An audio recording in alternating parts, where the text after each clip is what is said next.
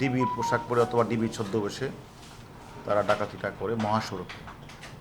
তারা মহাসড়ককে তারা নিজেদের রাজা, রাতের বেলা যে ডাকাতিটা তারা রাজা মনে করে এবং তারা যাই পায় মহাসড়কে, তখন রাতের বেলা চলাচলকালীন সময়ে যদি ডিমের গাড়ি, পোলট্রি মুরগি বহনকারী পণ্য বাহন গাড়ি এগুলো থামিয়ে তারা করি কি হেল্পার ড্রাইভারকে হাত পা বেঁধে তারা তাদের গাড়িতে নিয়ে যায়, আর ওই গাড়িগুলি তারা নির্জন স্থানে ফেলে দিয়ে তারপরে যেটাই হোক পণ্য, সেটা পোলট্রি মুরগি হতে পারে, ডিম হতে পারে, যে কোনো গাড়িকে তারা নিয়ে তারা একটা জায়গায় বিক্রি করে দিয়ে ওই গাড়িটা তারা নিয়ে যায়।